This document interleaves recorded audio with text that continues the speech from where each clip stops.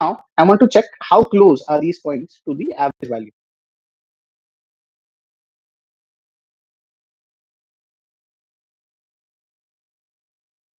Yeah, wait. What I'll do is maybe I'll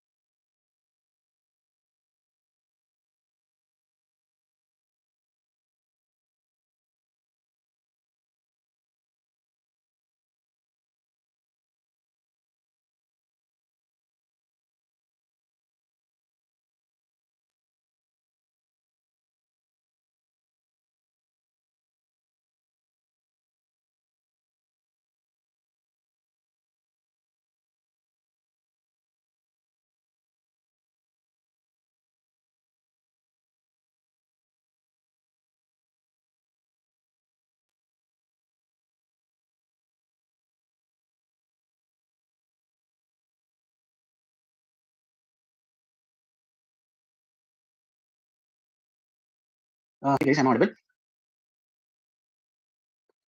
Yes, sir. Hi, good afternoon, guys. Okay, Yes, sir. Good so afternoon. yeah. Hi, my name is Bhushan. I have been associated with Great Learning for around 2.5 years now. I have been here a faculty for it. Before that, I was working in Here Maps as a spatial data specialist. Yeah, so that's about a brief introduction of myself. Talking about my tenure in GL, I have been teaching subjects like Python, SQL, statistics, machine learning, and exploratory analytics, a bit of statistics.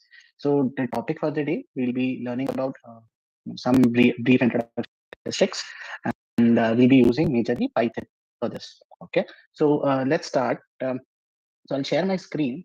Let me know if it is visible. Is my screen visible? Yes, sir. Yes, sir. Yes. Yes. Okay. So now, what I'm doing over here is I'm using an online Python editor. It's called as Google Colab. So in your course, you will be working with software, but I presume like many of you might not have yet installed Jupyter. Okay. So I'll be using Colab for making notes as well as demonstrating certain statistical concepts to you. Okay. So what I want you guys to do is open Google Colab page, or you should get to the Google Colab page. It might ask you to sign in, so kindly do sign in using your Google ID over there. Okay. So now let's begin. I'm creating a new notebook over here.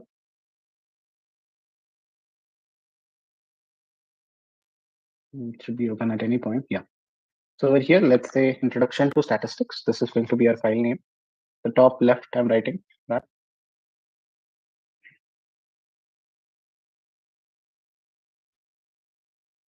Okay. And yeah, wait. What I'll do is maybe I'll use my personal email for this so that I can also share the file with you. Simply just two more steps. Search for Colab on Google. Okay. It will take you to Google Colab, some search page. Just click on the first link that comes over here, and then it will be directed to such kind of a page. Click on new notebook, and a new notebook will be created. Yeah. So let's start. Now, the first question that many of you might have is what exactly is statistics? Now, statistics, majorly what it is you can use statistics to collect the data. You can use it to analyze it, and you can use it to present your findings or present your analysis using certain plots and graphs. Also, you can perform certain statistical tests to interpret your output. So basically, it is used for interpreting the data.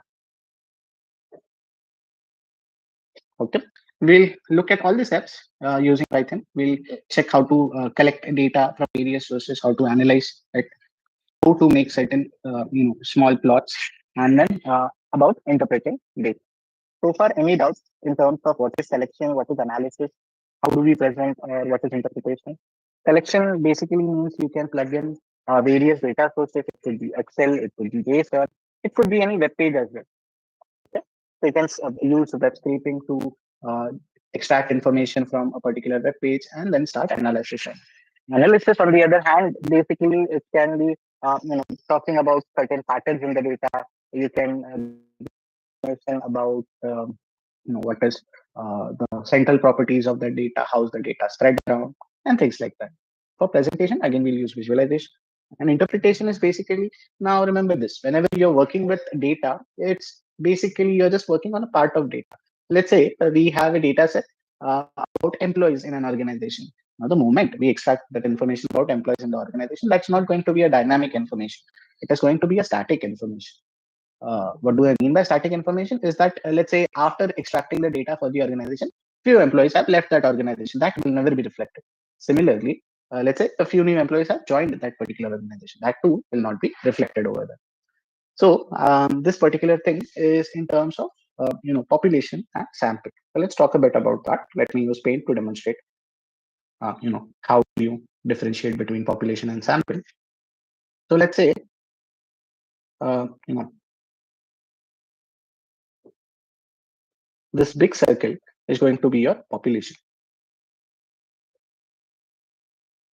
This comprises of all the data that is available in this world. Okay. And then from this data, what you're doing is you're extracting smaller samples. Some parts of it you're extracting. Okay. And you can extract multiple samples. Maybe one sample, two sample, three sample. You can extract 500 samples. It's up to you.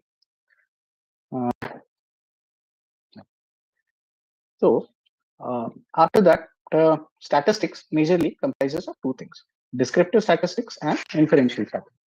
Descriptive statistics. Sorry. Descriptive statistics.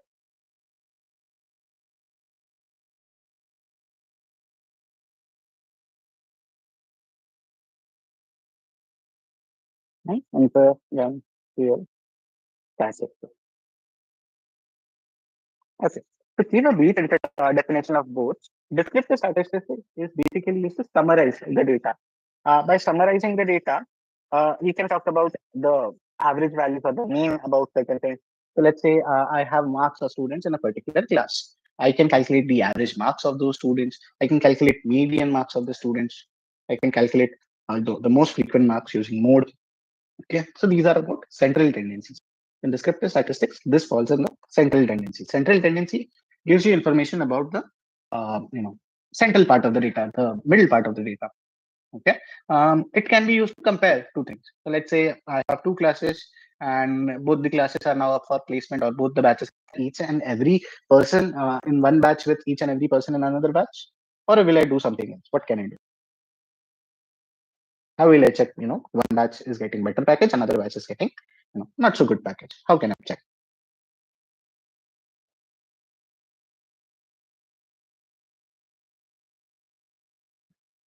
So we can compare the overall averages of the two batch.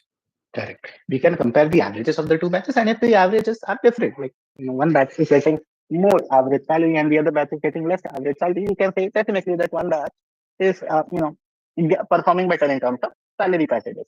The central tendency can help you to determine about certain information about the bulk of the data, or else, as the technical term is, it can be helpful for aggregation. Okay, aggregation is nothing but you have a bunch of values and you're using a single value to describe those bunch of values. So I hope mean, median, and mode as concepts are clear for everyone. Because these are some basic concepts. Mean is nothing but the average value. Mean is average value. Median is nothing but the middlemost observation. And mode is the most frequent observation. Sir, I'm sorry to interrupt. Mhm. Can you be a little louder? Like I couldn't hear you clearly. This loudness is fine. Yeah, now it's Okay, I tried. So there is some construction happening. That's why I'm trying to minimize the sound for myself. Okay, I'll try to speak a bit louder. So now, but the concept-wise, are these things clear? What is mean? What is median? And what is mode? Basically, these are used for aggregation purposes. Aggregation is nothing but using a single value to describe a bunch of values. Is the concept clear? Yes, sir. yes, sir. Yeah. The other part of descriptive statistics, you can talk about spread of the data. I'll just write down these things as well, since this might be the first time for you guys, central tendencies. Okay. Then next thing we can talk about is measures of dispersion. Okay, measures of dispersion is nothing but the spread of the data. How is the data spread? Let me show you with a small example. What do I mean by spread of the data? Over here, I'll be giving you a few observations as two lists. Okay, let's say list one is a bunch of ages. So let's call it age one. Okay, age one is nothing but a memory space that I'm creating. Memory space, I'm adding few values. I'm adding, okay, in age, let's say in age one, the ages are 11 years old, 12 years old, 13 years old, 14 years old, and 15 years old. Okay, so these are a bunch of ages over here. Age has ages ranging from 9, 11, 13, 15, and maybe let's say 17. Okay, so these are a bunch of ages in age group 2. Okay, this is ages of one set of people, ages of second set of people. Now I want to check how close are these points to the average value. That thing I can utilize. I can study by using standard deviation as a concept. Now standard deviation is basically talking about the spread of the data. So if you can see over here, the gap between the ages is not much. The average age over here will be 13, right? In both the cases, the average age is 13. Yes or no? Calculate the average. Let me just show how to calculate average over here. Maybe just by without using library, I'll show first, and then maybe with using library, I also show. So what I can do is sum up all the values in age one. Okay, I'm using some function over here, closing in the bracket the variable name age one, and then I'm dividing it by length of age one. So this will give me the average value. It will take some time because it is still trying to connect to the server.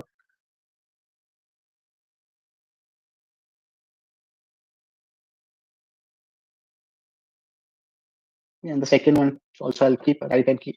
So over here, the average came out to be 13.0. Let's say sum of age 2 divided by length of age 2. Again, the average should ideally come at 30. So as you can see in both the groups of people, the average age is 30. Now, what do I mean by standard deviation? Standard deviation is nothing but the average distance of each of the other observation from 30. So you can see that the gap over here is slightly smaller. There's only a gap of one value in the nearest values, and over here it is the gap of two values. So let's say I try to calculate the average distance. What can I do is I can calculate it using standard deviation as a formula. So standard deviation is nothing but I'll just write what is standard deviation is average distance, or you can say average deviation from the mean value. Okay. Standard deviation is nothing but average distance of each observation from the mean value.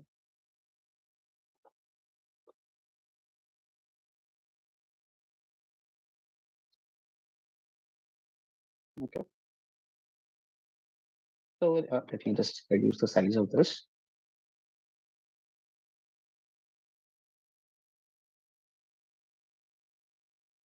Okay. So to calculate standard deviation, the formula for standard deviation, it will be first, the distance is calculated. So let's say how will I calculate the distance of 11 with 13? I'll subtract 11 from 13, correct? Similarly, 12 from 13, if I want to calculate distance, it will be 12 minus 13. So over here, what I can do is simply in my list one, I'm subtracting all the values. Let me just check if it is allowing directly from age 1 subtract this. Age 1 minus 13, which was the mean value. No, it is not allowing me. So I'll use a for loop for this. Or let's say for I in age 1, I minus 13, and I'll save it in another list. Maybe let's call that list L1.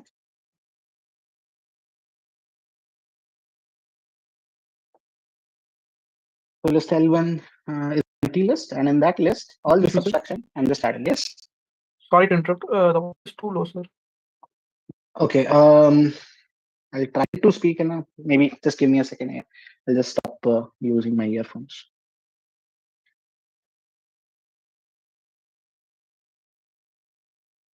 Is it better now? Yes, sir. It is much better, sir. Thank you. Okay.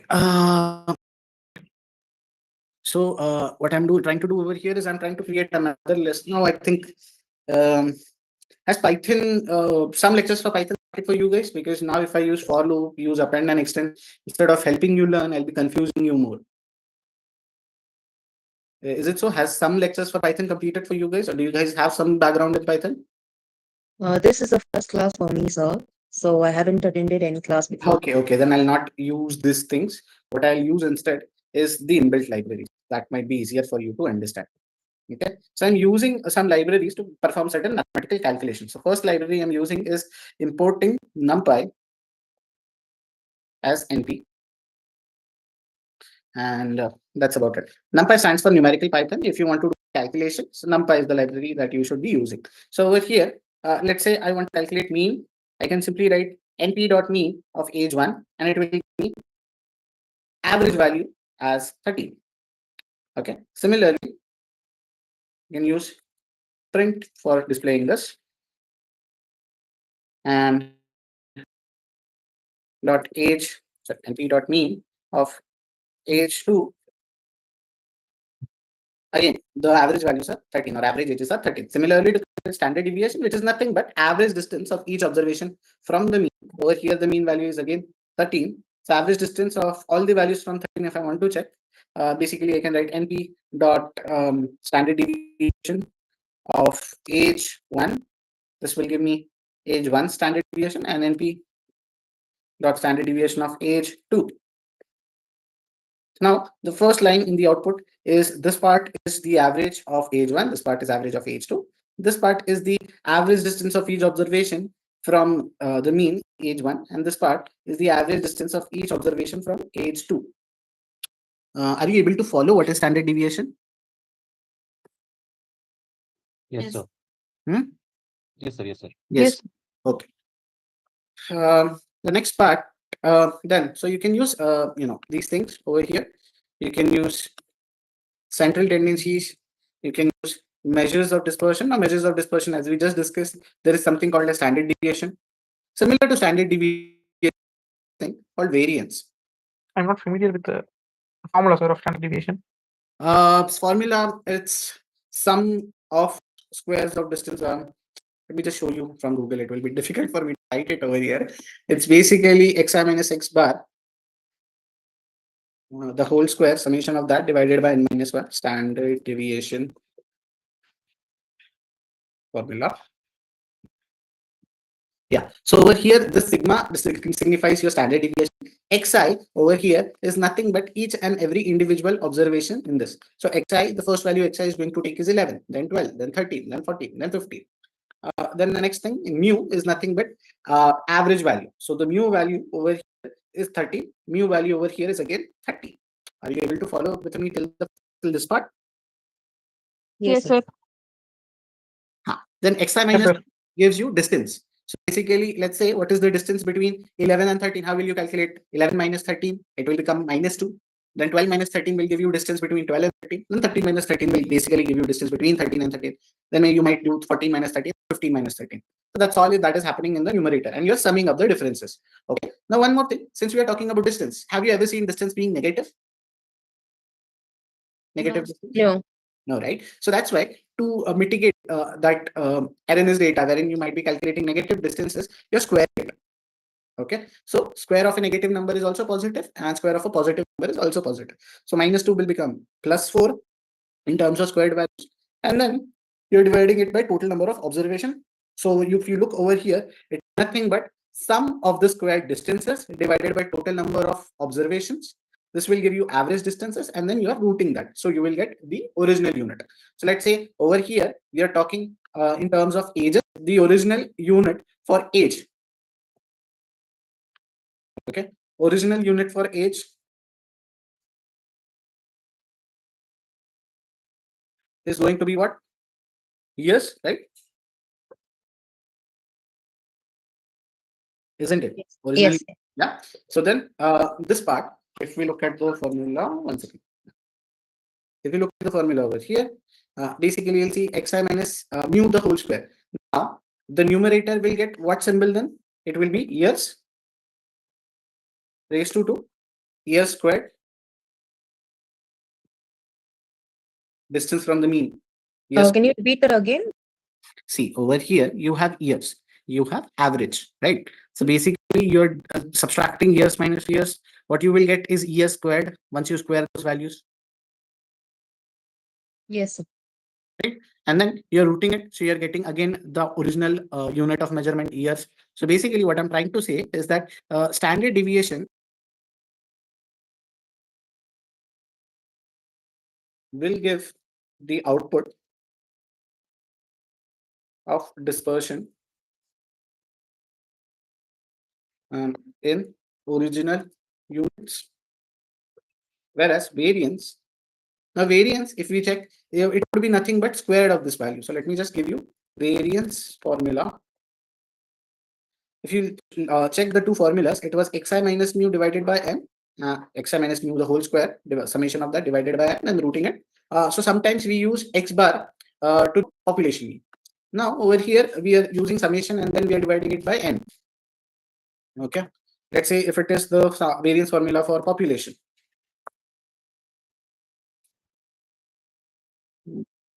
Should come, yeah. So I hope you will be able to see this.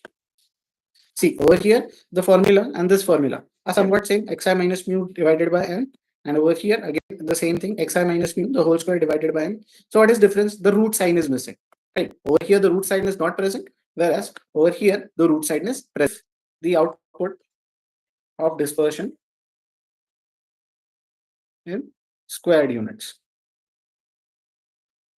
Are you able to follow? These two, standard deviation and variance. What are these two? Standard deviation is nothing but average distance of each observation from the mean. Variance is nothing but average square distance of each observation from the mean. Yes, no, maybe.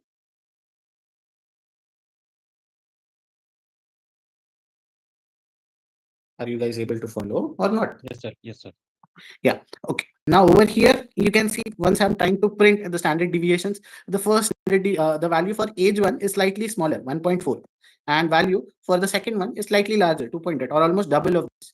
Now, this is because you can see the distances or the data over here is not too spread out. The gap between each subsequent observation is just of 1, whereas the data over here is more spread out. The gap of each observation over here is 30, right? Oh, sorry, is around 2. So basically what we can say that this is more narrowly spread and this is more widely spread. Now this is about spread of the data. So you can use standard deviation and variance to discuss spread of the data. Are you able to follow with me? Then the next one is range. So I just have a doubt. Yeah. Can you explain me why we are using statistics in the real-time world while we are using I'll while we come to that point. I'll come to that point. For now, Yeah. please bear with this. I'll come to that point once I complete this part. Okay, sir. Okay, got it. Okay. Now range is another measure of dispersion that you will be using.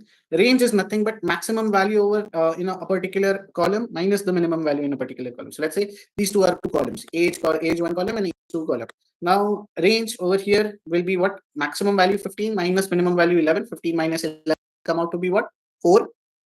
Correct. Whereas over here maximum value is 17, minimum value is 9. So 17 minus 9 will amount to 8. So which one has a larger range, age 1 or age 2? Age 2. Age 1 or age 2? Age 1 has a range of maximum value 15 minus minimum value 11. So it is 4.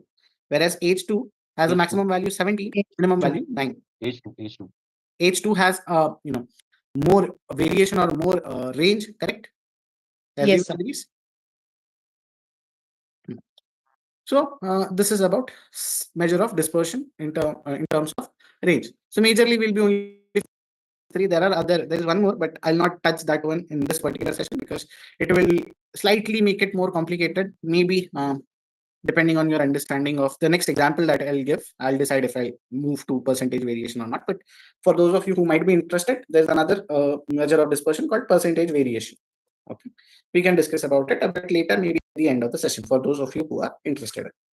Okay, so now let's talk about why or where would these measures of dispersion will be used. Okay, simple example I'll give. There is one stock. Okay, stock 1 is present. Let me just use a text block again. Let me just reduce the size. I hope this is also visible. This size. The text is visible. Yes, sir. So let's say there is stocks.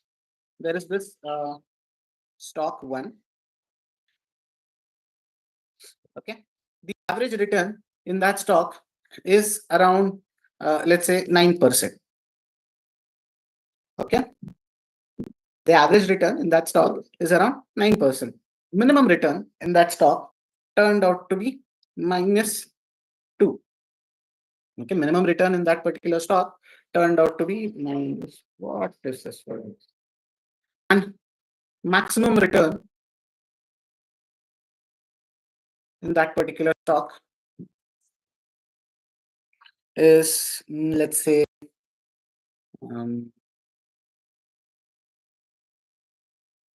21. Let's say 21. Okay. The minimum return in that stock was 9. Maximum return was 21 and -2 was the minimum, and average return in that particular stock was 9% of whatever the invested value is. Secondly, we are working on second stock 2. The average return in stock 2 is just 7%. But minimum return in that stock is 4%, and maximum return in that stock, let's say, is around 9%. Okay. Which stock would you prefer investing? Stock 1 or stock 2? Stock 2. Top 2. Stock 2. Are you sure? Stock 1, are you sure? Yes, sir. Taking risk. Taking risk. Okay. For me, it is stock 2, sir. Yeah. So I believe stock 2. Why is it so that, even though the stock 2 average return is very less as compared to average return on stock 1, we are going for stock 2? Why is it so? Because even though it is the average is less, the minimum rate is not lesser than the stock 1. So Correct. like I constantly get some amount, so that is the reason. Yes. So there will be less amount of fluctuation, correct? Less amount of fluctuation in the returns. You will get a standardized, or let's say somewhat closer returns only, if not 7, at least 5 I'll get. But with stock 1, what will happen is there's a possibility that I might lose money as well instead of making money. So what person basically help you to decide is the reliability of the central tendency, right? Central tendency in this case was average returns of stock. Okay. Now you only said the measure of dispersion, or let's say the range of values over here is a bit much, right? Since the range of values over here is bit much, you might not feel comfortable with this particular stock, since there is a high possibility that the results or the return on investment will be a fluctuating value. But over here, it's a more stable value. So looking at standard deviation values, we can make certain claims about measures of central tendencies. Are you guys able to follow?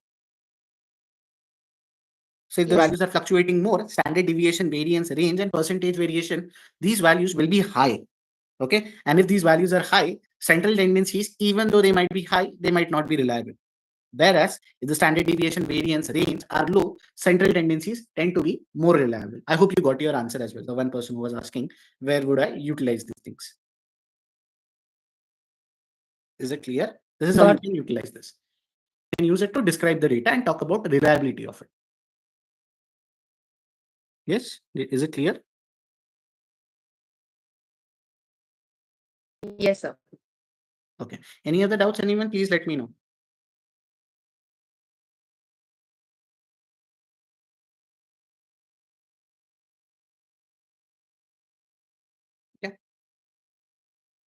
Yeah, so you can talk about central tendencies, measures of dispersion. You can also talk about partition values. Partition values are nothing but those values that divide your data into equal parts. So you might have heard something about quartiles. Median is one of the things. So let's talk about each and every one of them. Median, when it is used as a partition value, what is median, guys? The middle number. Middle number. So basically 50% of values will lie below the median middle value, and 50% of the values will lie above the middle value, correct? Yes, sir. So this is about median. Median is used as a partition value. Partition values are nothing but those values that divide your data into equal parts. So let's say median is used to divide into 2 parts. Then there are quartiles, which divides your data into 4 equal parts. Now, if median divides into 50-50, quartiles should ideally divide into 25, 25, 25, and 25. Right? So basically, it will divide your data into 4 equal parts: Q1, Q2, Q3, and Q4. Basically, below Q1, 25% of the data will lie. Above Q1, 75% of the data will lie. Below Q2, 50% of the data lies. Above Q2, 50% of the data lies. So essentially, Q2 is also your median value. Then below Q3, 75% of the data lies. Above Q3, 25% of the data lies. So basically quantiles are nothing, 3 values which can be helping you to divide your data into 4 equal groups. Let's talk about this particular data set itself. Okay, let's add a bunch of new values over here: 15, 16, 17, 18, 19, and 20. Okay, now over here, what is the median value, guys? What value divides this into 2 equal groups? Now these are even number of observations, so it will be Average. 15, sir. average of the middle two, correct? So Yeah. now 15.5. So below 15.5, 50% of the data will lie. Above 15.5, 15% of the data will lie. So let me just use another library called Pandas. Pandas is majorly used for data frame operations, or let's say tabular operations, but in this case, it can be more than useful for us to help to calculate median, quantiles, and deciles. Let's say now import Pandas as PD, and then I'm just converting it into a column. Column in Python are called series. Okay, so PD dot series of age 1. What I'm doing is, initially this was in the form of a list. Now I'm converting it into a column. This is in the form of a list. Now I'm converting it into a column. So over here, I've converted it into a column successfully. Now if we check age 1 dot median, it gave us the same value, 15.5. So below 15.5, 50% of the values will lie. Above 15.5, 50% of values will lie. Let's say I don't want to use this median function. I will want to use quantile function. Okay. Now, before we move on to quantile, do you guys know the difference between percentage and percentile? Can somebody help me with understanding that difference between percentage and percentile?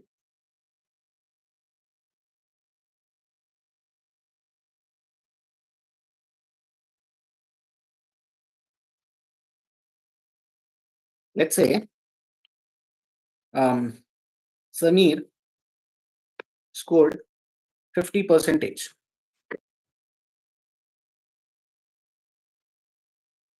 and Samir scored 50 percentile in exam. How are these two statements different? Can you tell me? Or what is the meaning or difference in the meaning of these two statements? Like, for example, Sunny scored 50 marks out of 100 when it comes to percentage, and when it comes to percentile, it's like 50% of the population is below Samir's position, and 50% of the population is above Samir's position. Not exactly above, but yeah. So when I say Samir scored 50, or let's change the example. Let's say 60 percentile. 50 could be confusing. 60 percentile. So now when I say 60 percentile in exam, what it means is that 60% of people attempting the exam scored less than 20. So this is the difference between percentage and percentile. Percentage basically gives you out of 100 how many parts the marks this particular person achieved, and percentile gives you an information about what percentage of values are below this current value. So when I say quantile 50, what it basically means, sorry, it's quantile 0.5. What it basically means, it will try to give me that value below which 50% of the data will lie. So again, the same value will come 15.5. But now if I check, let's say age 1 quantile 0.25. Now, what does this output signify, guys? 13.25. What would it signify for us? What would this mean? If quantile 50 or quantile 0.5 means that 50% of data will lie below this point, what will quantile 0.25 mean? That 25% of data lie below this. Correct. So can I say out of all my quantiles, this is going to be my Q1, right? Because below this, my 25% of the data will lie. Similarly, let's say I want to calculate Q2, quantile 2, below which 50% of data should lie. I should write it this way. Now let's say for Q3, quantile 3, what should I write? Age 1, then in quantile, how much of data should lie below Q3? 0.75. 0.75. I hope you are able to follow now. And then Q4, how much of data should lie below Q4? 0.0. Correct. Age 1, quantile 1. Okay. So basically this will give me various quantiles. Now, spelling. Yeah. So over here, now if we check Q4, what is the value of Q4? Print. It would come out to be around 20. Now, all of us can agree that all the values in this particular list or this particular series is below 20. Yes, sir.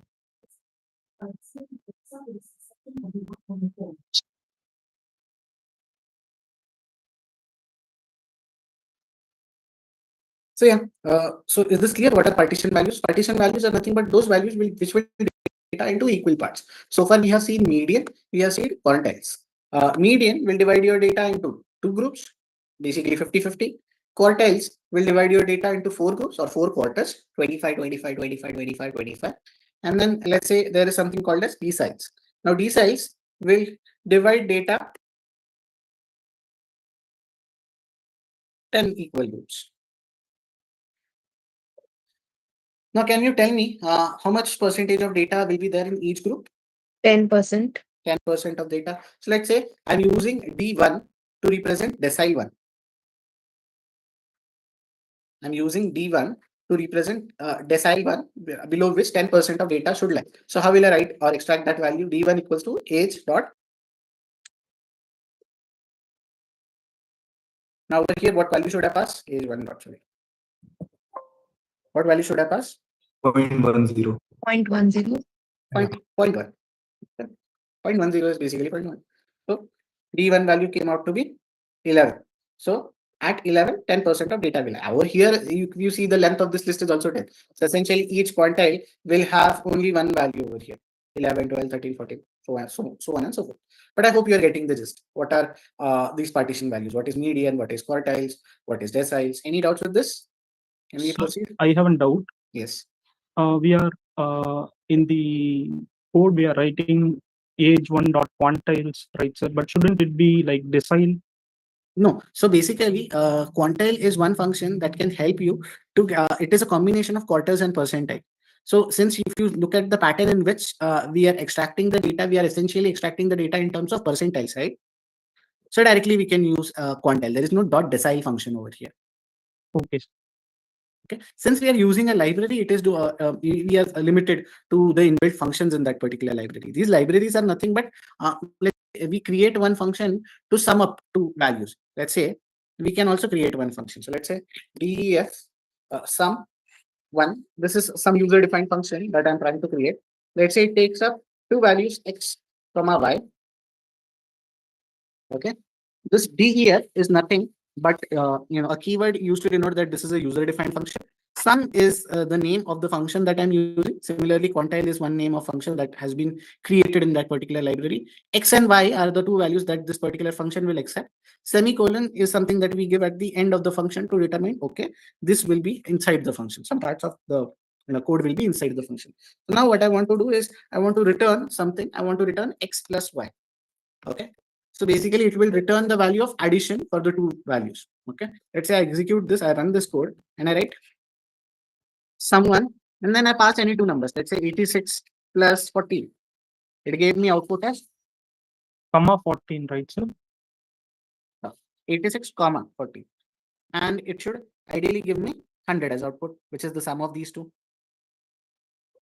So this is something that is, we have created. Similarly, let's say I don't want to utilize or I don't want to create something. I want to use something that is already pre-built. Now, Python is majorly used for data science because it is composed of many such libraries like pandas, numpy. For ease of use, you have many functions in these libraries that are already pre-built, preloaded for you to be used. Okay. Now this is one function that I created, but as you saw that you can also directly use some function, right? Some function you have used somewhere. Anyways, so let's say there is an inbuilt function sum. Okay. In this, I can add maybe two numbers, 1, 2. So it gives us the addition of two numbers. Now this is something that is inbuilt, whereas this is something that we created. Basically, Python has such things. These particular things are called libraries. It is basically a bunch of related functions clubbed together and named in a library. You can use various functions that are present in various libraries, and over a period of time, you will be taught, okay, in what scenarios which function should be used, in which library will you find what kind of functions, so on and so forth. For today's session, I'm just focusing on statistical concepts. I hope this is clear. What is why quantile? Quantile, basically, it is inbuilt function in Pandas library, which helps you to extract percentile information. That's all.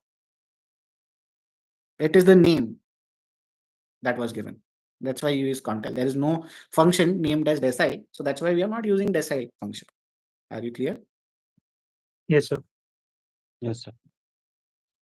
So yeah, where were we? So let's say this is descriptive statistics, partition values, measures of dispersion. We can talk about skewness. Let's not talk about these two. These are advanced topics. Let's keep it aside for a while. Otherwise, full day we'll be only doing this thing. Any which ways, a lot of time has been spent on this. I want to also cover a few plots that you can practice by yourself.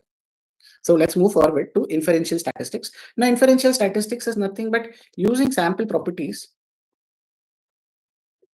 You make claims about population properties. Sample properties are usually called as sample statistics, and population properties are usually called as population parameters. Okay, now a good example for this. Now there was this pandemic happening. Everybody was getting COVID, and after like a year or two, they created vaccines for it. And then they said, okay, Covishield maybe has certain rate for efficacy. Let's say Covishield as a vaccine was having 80% efficacy, and Covaxin as a vaccine was having 72% efficacy. Now these are some random numbers I'm putting over there. This could be different efficacy rates. You can Google and get the appropriate numbers. Not what I'm our scope for here today is. So let's say when I say Covishield is having 80% efficacy, what it means is like if 80% or let's say 100 people take the Covishield vaccine, 80% of them will be properly vaccinated. They will not get COVID. They will not get complications related to COVID. Similarly, if somebody 100 people take vaccine as a vaccine, out of 172 people will not suffer from side effects of COVID, or let's say worse effects of COVID will not happen to them. Right. So how did they come to this number? Now I believe all of us who are attending this meeting have been vaccinated. So after vaccination, did each and every one of us receive a call for this? Are you feeling good? Did you get COVID? Did you had any complications if you have had COVID? I believe not everyone had gotten that call. Right? Yes, sir. Yes. So what did they do? They took up a sample of population, maybe a 20,000 or so or so people. Right, and on those 20,000 people, they administered those particular vaccines, and then their results, let's say out of 20,000, 18,000 or 16,000 people were properly vaccinated and they did not suffer from any complications. Then this number of 80% came into picture. So what they did, they took out the sample, they studied the sample properties, and then they made claim about population parameters. Is it clear? Or population's properties. Let's say similarly, they say there is a claim stating that people below the age group of 25 in India usually have salaries around 5 LPA or 5 lakhs per annum. Now, will they call every 25 years or so person in India? No. What they'll do is they'll maybe take a small subset of people from metropolitan cities and villages, maybe with diverse graphics. They'll take people and they'll collect their information like their salaries and then calculate the average of their salaries and make some claim. Okay, overall India, below 25 age maybe you have an average salary of 5 lakhs per annum. So this is about inferential statistics. I hope you are getting the gist. Descriptive statistics describes the current data. What is the mean? What are the standard deviation? What are the measures of dispersion? What are the partition values? Descriptive statistics describes the current sample of the data, whereas inferential statistics, using the sample of the data, you make claims about the population parameters or properties of the population. Are these two things clear? Yes, sir. Yes, sir. Okay. So now, why basically Python is used for data analysis? Python is widely used for data analysis, machine learning, and scientific computing majorly due to these things, these particular set of libraries. It helps or eases the need for coding and keeping on recoding things again and again, because there is a wide plethora of libraries, even machine learning libraries, which enables you to not code machine learning algorithms from scratch. You can already use the pre-existing algorithms made by somebody else or some other organization, some other company, to create your own to create models for your own applications using your own data. Similarly, let's say I did not want to calculate standard deviation, since that formula we saw is slightly complicated, or mean formula is complicated to write. I can simply calculate mean. So this is a series. Now I can simply calculate mean by using age 1 dot mean, and it will automatically give me the mean value. I did not add up manually all of these things and then divide it by the length of the age. I did not do that. I simply use age 1 dot mean, and I got the output of mean value. Similarly, I can use this to get the standard deviation. So what is happening over here, since these libraries have a lot many inbuilt function, it makes the process of analysis as well as model building slightly easier. So that's why we use Python for this particular purpose of data analytics, model building, or let's say visualization. Is this clear? Yes, sir. But I have one question. That we use NumPy for the numbers and for calculations, and but didn't speak about pandas. Like, why do we use pandas? Now, pandas are used for tabular calculation. So let's say I have a table. Let me show you one example. Now, I also, so basically, let me just complete this one point. There are 4 libraries that you will majorly be using. Let me just complete this point. I'll come to your question. Okay. Put let's say matplotlib.pyplot splt. Now this particular name itself has a lot of plot happening in that. So this is a good indicator that it is used for plotting purposes. Okay, for creating charts, for creating graphs, you use matplotlib, or for editing graphs, you can use matplotlib. Similarly, there is another library that you can use for graphs, as well as you can you utilize a bunch of inbuilt data set into those particular library. This particular library is called Seaborn. Okay, and I'm giving it an alias as SNS. So what is happening over here is I'm importing NumPy. I'm giving it an alias or a nickname NP. So whenever I'm using any functions from NumPy, instead of using NumPy as a whole name, I'm just using the short form or the nickname that I've given it as NP. Similarly, Panda's nickname is PD, Seaborn nickname is SNS, and matplotlib.pyplot I've given the nickname as PLT. Okay. Now this particular thing is again used for plotting and has inbuilt data sets. Okay. NumPy is used for numeric calculations, and pandas array manipulation also. I hope you guys understand what are arrays. Arrays are similar to the list. For now, we can say that this is very similar to an array. Array will be used to contain values. These values could be numbers. These values could be characters, maybe words of or names of people, words in alphabet, so on and so forth. Okay. Pandas, on the other hand, it's used to handle tabular data. Basically, it is used to handle tables which has rows and columns, and for calculation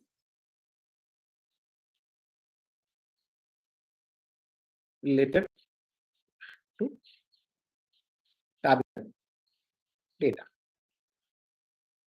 Okay, so let's execute this. I have imported a bunch of libraries, and let me show you how pandas can be used. But for pandas to be used, we'll require a table. Now, as I said, it has inbuilt tables. The Seaborn has some inbuilt tables. So to get the table names, I can simply write sns.get underscore dataset names.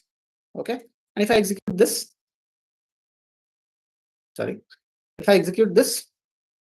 it will give me a list of datasets that are already present in this particular library. So there are anagrams, Anscombe. I'm not sure what is Anscombe. There's attention. I think there's attention for children or attention for students in particular age group. Brain networks, car crashes, diamonds, dots, some Dow Jones dataset, exercise dataset, flights, geyser, glue, health, so on and so forth. Okay. So now there's also this one dataset, Titanic. Okay, so let's look at this particular Titanic data set. Okay, Titanic data set.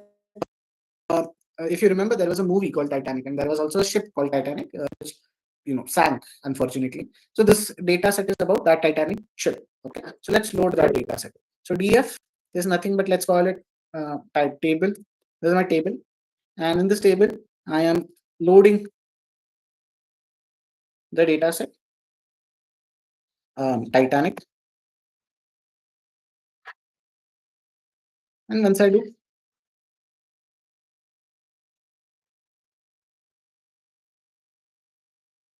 this table.head, what it will do, it will show me the first 5 records. In head, I have also mentioned brackets. So if I mention 10 over here, it will give me top 10 records. See, from 0 to 9, it is giving me. Again, if I give table.5, it will give me top 5 records. Okay. If I do a head.2, it will give me top 2 records. Okay. And if I keep it as blank, again, it will give me top 5 because 5 is the default value. Now, this is the table for Titanic ship. Okay. In this table, we have various columns: survived, passenger class, sex, age, sibling, spouse, patriarch, fare, embark town, class, who column, male column, deck column. Again, embark town as a full name, alive and alone. Now, survived, I believe, is self-explanatory column, whether the person survived in the Titanic crash or Titanic sinking or not. Passenger class or P class is nothing but the class in which this particular passenger was traveling, whether the person was a first class passenger or a third class passenger. There might be some people who are in second class. Let's see the top 10 records that we have. Yeah, there is one person who is a second class passenger as well.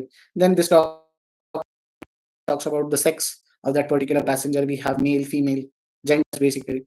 Then we have ages of passengers in here. Now notice that there is this nan value. This nan value is nothing but the value is missing. There is a blank space over there. That's why it is coming as nan. Nan stands for not a number. Sibling and spouses basically gives you information of number of sibling and number of spouses this particular person was traveling in. So over here, the first person was traveling with either one sibling or one spouse.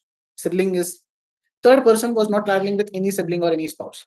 PARC stands for patriarch, number of parents that particular person was traveling with. So over here, most people are not traveling with any passengers, any parents. But over here, we see that there is one person who is traveling with parents who is a male and his age of 2. So basically, a child is traveling with the parents in passenger class 3. Similarly, this was the fare column, which gave us information about the fare paid by the particular passenger.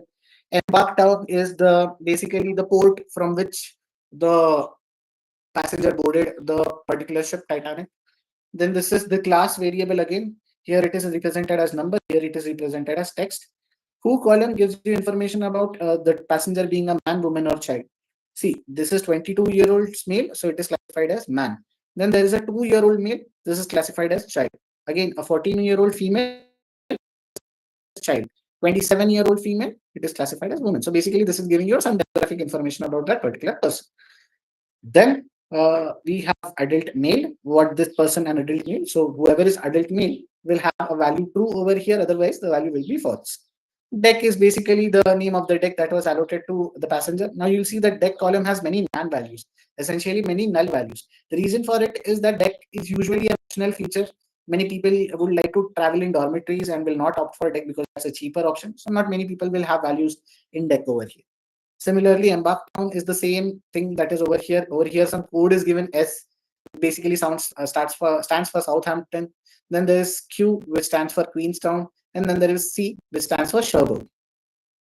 Then alive is the same column, survived, but in the form of text. 0 is basically not alive and not survived. Yes is basically that person was alive and survived. And finally, this is alone column. This talks about whether that person was traveling alone or not. So you see, it's true for record number 3. Okay, she was not traveling with any spouse or any parent. So they were traveling alone. So that's why it became true. So is this table clear for everyone? Yes, sir. So now let's say I want to calculate certain things about the set of columns. So let's say I wanted to calculate average fare on this particular ship. What can I do is I can mention the table name, which is, unfortunately, I have given table as table name. So I'll just write table, which is the name of the table. Then the column that I want to perform the operation on, which is fare. And then I'll do a dot mean, and it will automatically calculate average fare. Okay, so this is the use of pandas. Pandas helps you to calculate, any calculations that you want to do on a tabular data. So you can calculate mean fare, you can calculate standard deviation of fare, same thing.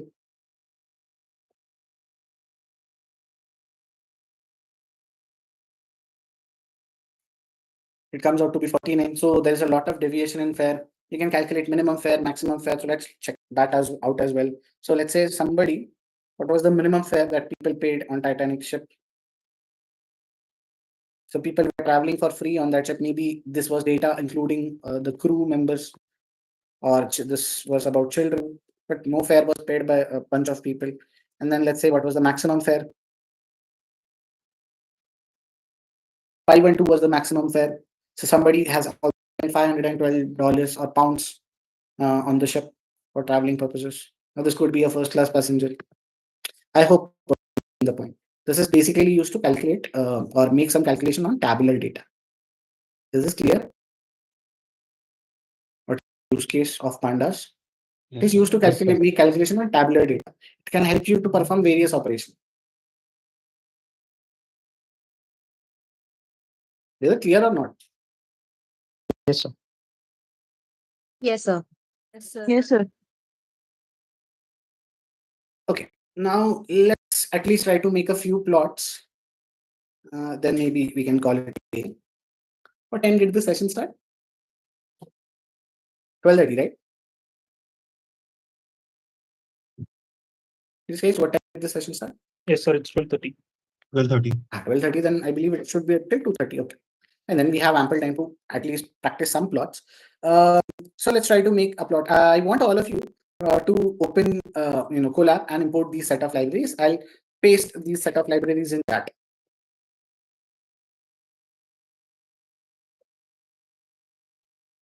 Are you guys able to see this libraries in chat? Yes, sir. Yes, sir. Yes, sir.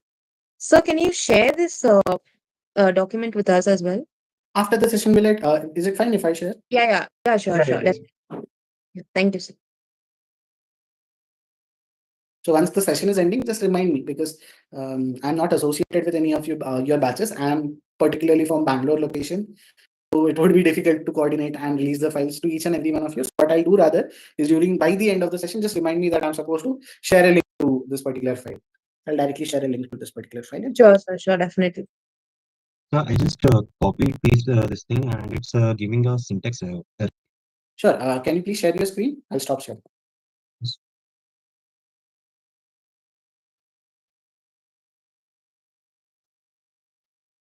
Just sharing my screen.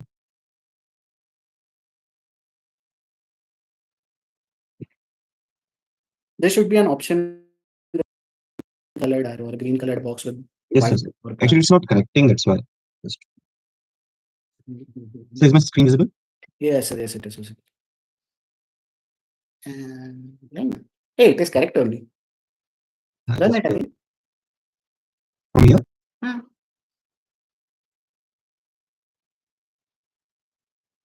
It is running. See, I think what happened is you missed typing I from import, and then that Exactly, pop-up yeah. came to fix error. And once you clicked on that pop-up, maybe it added that missing I, because the only part I could read before this error was fixed was I was missing. Yes, sir. Actually, by mistake, I didn't, copy paste that I. So I just. I understand. Happens. So, sir, this is syntax. I guess syntax we have given. It's not the output, right? This is the syntax. So basically, Yeah. you're importing various libraries. You're just calling ki, okay, I need a bunch of functions. There are certain functions from NumPy I want to use. There are certain functions from Pandas I want to use. Matplotlib, certain functions I want, and Seaborn, certain functions I want. Help me import them and keep them in the memory. I can Okay. utilize that from the memory. That's And if in case we start writing print num and all that, then we'll be getting the output as well, right? yes, definitely. Okay. Okay, please stop sharing. Let me. Sure, I'm just. Sir, it is same on Jupyter. Same on Jupyter. No new thing you'll get on Jupyter. Yes, sir. I have installed Jupyter and I'm using Jupyter right now. I have pasted the code and I clicked on run and nothing happened. Nothing. There will not be any output since we are not writing any print statement or not. We are not displaying anything. You will not get an output. I am also not getting an output for this line. You Yes, see, sir. there is no I output for this line. Got it. So what is happening over here is, let's say these are libraries which have a bunch of functions. I'm just trying to save these libraries in my current running memory. Okay, that's all. That is happening over here. Is it clear? Yes, sir. Yes, sir. Now, you don't need to write this particular line. Okay, instead, just pick one data set. You guys pick one data set that you guys want to work with. Or let me pick one data set, a smaller data set for you. Let's work with tips data set. Or do you want to work with Titanic? Let me know if you want to work with Titanic. We can also work with Titanic. We can start a new, sir. Okay, since Titanic is already present, I'll also do one more thing. Please everyone go to this codeshare.io. Okay, just search for codeshare.io and I'll share one. I'll wait a second. I'm just sharing this link with everyone. Okay, and once you click the link in the chat, you will be taken to this exact page. Okay, what I'm doing over here is I'll be pasting all the codes one by one. So even I will keep, it will be easy for me to keep a track of what has been shared and what has not been shared. So you will be able to see the same 4 libraries that we have imported. Okay, if you click on the link in the chat. Yes, sir, I can see that. Yeah. Okay. So now, since we all are on Titanic, I want you to paste this as well. Line number 6. Is line number 6 also visible? Table.head. Yes, Now sir. please copy paste it. Don't cut paste it because it will be removed. I have not invoked. I'm not disabled editing for you guys, so you can also add or remove lines of code from there. But please don't do it in interest of time and in interest of your fellow learners. Let's just use this as copy pasting page. Okay, done? So can you please share me the link again? Yes, guys, loaded. Yes. Yes. Okay. Now let's perform some basic operations. Okay. Now, I believe you guys must be able to see the top 10 records. I want you all to remove that 10 and keep it as blank. You get the top 5 records. Okay. Now, next line, what we want is we want to gather some information about this table. Okay. So what I can write is table.info. It will give me this information about the table. It will start for these entries is 0 to 890. So basically total 891 rows are there. Okay, and the indexes, these are the indexes. These indexes, they start at 0. Okay, and they end at 890. To check the last 5 records, we can write. Okay, so first 5 records you can write table.head and then open and close this parenthesis. It will give you first 5 records. And if you write table.tail, it will give you the last 5 records. Over here, it gives indexes 0 to 890. And as we saw, 0 was the starting index and 890 is the ending index. Is this clear for everyone? Any doubts over here? No, sir. Yes, sir. Try it out. Try doing head and tail. And once you're ready, we can move on to the next step.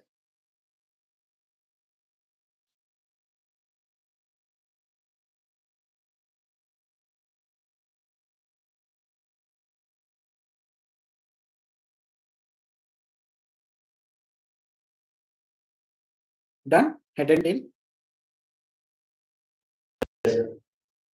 Everyone, shall I move? Yes, sir. Yes, sir, done, sir. Yes, sir. Okay. Then the next part, we'll calculate a 5-number summary. Okay. Or a 5-point summary. Let me just write what is a 5-point summary first, and then I'll show you how to calculate that. Okay. 5-point summary is nothing but it gives you information about 5 things. It gives you information about what is the minimum value in that. What is Q1? What is Q1, guys? Below Q1, how much of the data will lie? So 25. 25%. And it will give you information about Q2. Q2, below Q2, how much data will lie? 50%. 50%. Q2 is also Below. medium, right? Yeah, sir. Then you have Q3, below which how much data will lie? 75%. 75%. Excellent. And then maximum value, which is also Q4, right? Yes. Okay. So So this is the 5-point summary. Q1, Minimum value, Q1, Q2, Q3, and maximum value. hello, sir. Yes. So this Q1, Q2, Q3 means this all this quadruples are this what we say keywords in language? Not keywords, Is it's something we basically have see, defined quantile ourselves. one, saying quantile one again and again would become a tongue twister eventually, right? No, So no, just to okay. make it easy for everyone to understand, it is an industry standard notation. Whenever somebody says Q1, it automatically is indicated Quarter that, one. okay, they're start Mhm. talking about quantile one or quarter one. Exactly. No, sir, I was asking, is this any kind of keyword in the language? Similar to this import or iOS No, or it is something? not a keyword. You see, you remember for calculating Q1, we did Hmm. quantile, quantile Hmm. 0.25, right? Quantile is the keyword or the function word. Are you able to follow? Yes, sir. So the keyword to calculate this could have been, let's say I individually just wanted to calculate quantile information. I might write dot quantile, or let's say data frame name or table name. Tables and pandas are called data frames. So yeah, table name, then maybe a column name, whatever it is, and then quantile 0.25. And this will give me Q1 or quantile 1. I hope you are getting the point. Quantile is the keyword and Q1 is nothing but the standard annotation used.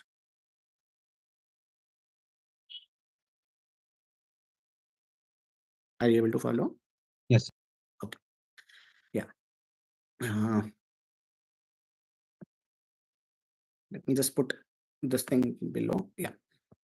Now to calculate 5 number summary or 5-point summary, directly what I can do is table name, which is table dot describe. Okay. Now I only want a 5-point summary for numerical columns. Okay. So I'll say include equals to np dot number. So it will only select the numerical columns and give the 5-point summary for the numerical columns. See, for numerical columns, we have survived, passenger class, age, sibling and spouse, patriarch, and fair. These are the numerical columns we had. Okay. Minimum value in all of them was 0. But for age, it was 0.42. Now, age 0.42, what would it indicate?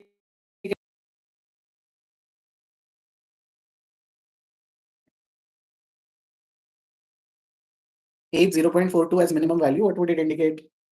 So 4 months child is there. Some 3-4 months child is there. Correct.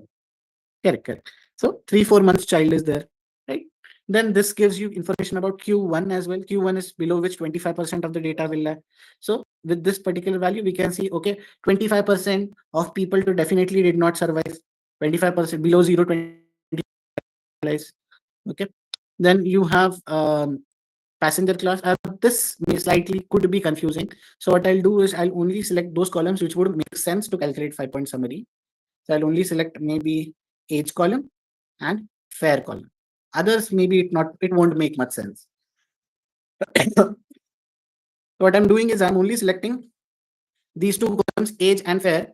So the output for this one, if I only write table age and fair, it will only basically select these two columns. And then on these two columns, I'm just calculating describe. Okay, so over here, what we can see that minimum value is 0.42 for age, again, a baby.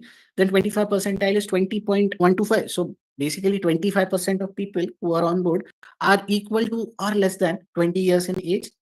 Similarly, fair 25 percentile or Q1 is 7.9. That means at least 25% people have paid equal to 7.9 or less in terms of fair. Then you have 50 percentile, age 28. So what we can say is like 50% of people on board were at 28 years of age or less than that, and for fair 50% of passengers have paid 14 or less than that. Are you able to follow? Same things you can say for 75%. That 75% of people are 38 or below, and they have paid 31 and below. 75% of people. And maximum value, somebody was a senior citizen. Is it clear? These are the 5 points in the 5-point summary. Also, it will give me, you see that there were total number of rows as 891. But over here, okay, similarly, everybody had, some value for fair, maybe 0, but some value was recorded. There was no blank space. So we are getting the same count. Then you have average age of every passenger and you have average fare paid by each passenger. Are you able to follow this? This table, are you able to follow? Yes, sir. This is the standard deviation in age or average distance of each observation from the mean in age. Average distance of each observation from mean it will show that it is a series. See, pandas.co.series. Age, this is 2 square brackets. Okay, now this is slightly different. Now this is in the form of a column itself, but it is in the form of a table. This output and this output are slightly different, don't you agree? Yes. See, over here, there is no header. Over here, there is a header. Right? So over here, if I check the type, it shows me it is a series. And over here, if I check the type, it will show that this is a data frame. So data frame are tables. Okay. Now over here, you see 2 square brackets. Now why 2 square bracket error? See, it throws me an error, a single column out of it. Right. I cannot create a single column out of 2 columns without creating a program for doing the same. Right. I cannot directly convert. Is it clear? Yes, sir. Thank you, sir.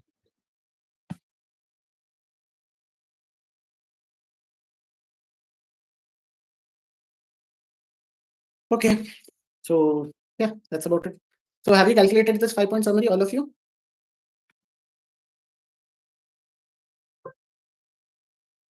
Yes, sir. Yes, sir. Yes, sir. From this 5-point summary, what all observations can you give me about my data? Any findings that you can give me?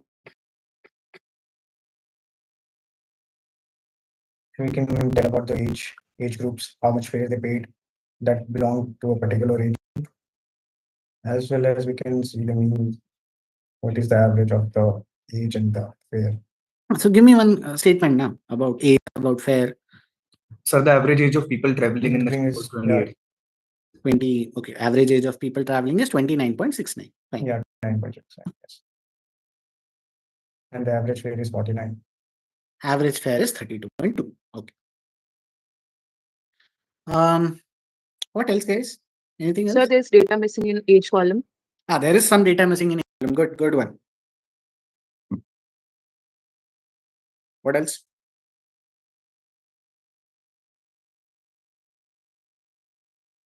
Presence of outliers.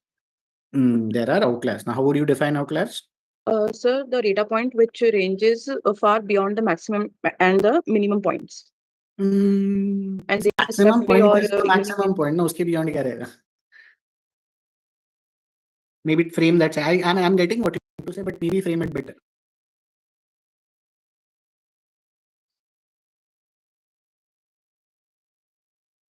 Okay, outliers are nothing but data points that are far away from the central values in the data. Okay. Now over here, central values are what? Mean, median. Mean. Okay. Mean and median.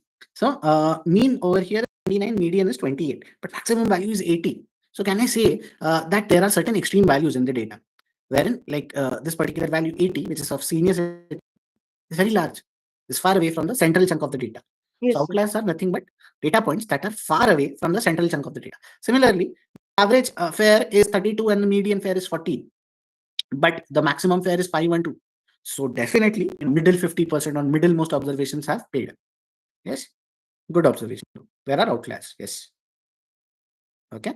Then what we can say is many people in this, or most people in this ship fall in the category of young adults to maybe general adults, or let's say not many people Into late come from an 20s. older demographics. Most people are below 40 years age, and there are few senior citizens traveling.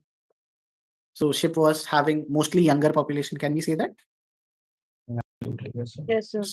And also we can say that most people in the ship, were trying or were opting for cheaper tickets, and very few people were opting for, costlier tickets. Can I say that as well? Since 75 percentile is also 31, but maximum is 512. Can I say that? That this also is one characteristic, that majority of people were frugal. They were not willing to spend much. Yes, sir. So yeah, so these are 5-point summaries, or 5-point statistical summary that you can calculate for numerical variables. Okay, so now let's do it with one more data set before we proceed. Let's load a table 2 Okay. Now table 2 will take the tips data set. Okay. So let's say table, let's call it tips is equals to SNS dot load underscore data set, and in brackets, like TIPS in small, and tips dot head. Okay, the name of the table that I have saved is tips in this instance, and these are the columns in tips data set. Basically, total bill, tip, sex, smoker, day, time, and size. Size is basically size of the bill. I believe the rest of them are self-explanatory. Any of the columns confusing, let me know.